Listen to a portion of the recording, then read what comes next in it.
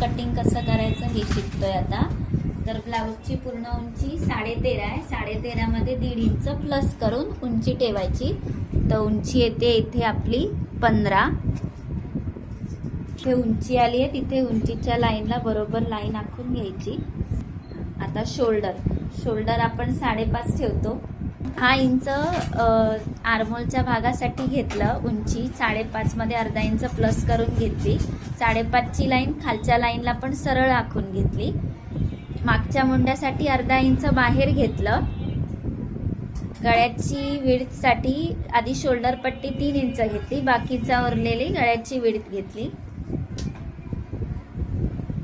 उंची घ्यायची क्रॉस अर्धा इंच खाली घ्यायचं शोल्डर उतारसाठी आणि त्या पॉइंट पासून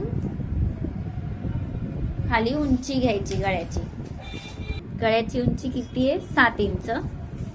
7च्या इथे पण बाजूला सेम जेवढं वरती विड्थ आली आहे गळ्याची तेवढीच घ्यायची आणि ते लाईन खाली जॉईन करून चौकोन आखून घ्यायचा व गळ्याचा शेप द्यायचा। छातीचा घेराचा चौथा भाग करायचा। तो जेवढा येतो तेवढा त्या लाईनीवरती मार्किंग करून घ्यायचा। 37चा चौथा 9. हां, त्याच्या पुढे आता ब्लाऊज वरून घेतोय त्याच्यामुळे अर्धा इंच लुजिंग, 1.5 इंच मार्जिन। तर पण सेम करायचं। कमरेचा चौथा वेस्ट 32 आहे, त्याचा चौथा 8, अर्धा इंच लुजिंग,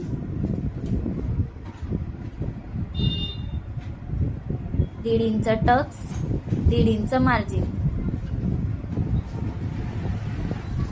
ते शेवटच्या ज्या मार्जिनच्या लाईनी आहेत त्या जॉईन करून घ्यायच्या। 3 पासून आपण प्रिन्सेस जॉईंट घेतो, त्याच्या पुढे 1.5 इंच। आता मुंड्याचा शेप देऊन घ्यायचा आधी।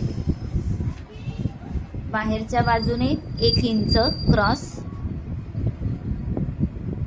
आणि मुंड्याचा शेप जिथे आपलं फिटिंगची लाईन आलेली चेस्टची तिथे जॉईन करायचा।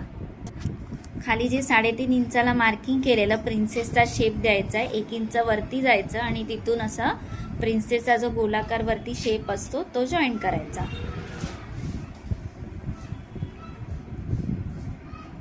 वरतून 11 इंचावरती घ्यायचं, 11 इंचाला मार्किंग करायचं आणि तो जो 1.5 इंचाचा जो मार्किंग करून घेतलेला पार्ट आहे तो इथे वरती ह्या पॉइंटला जॉईन करायचा।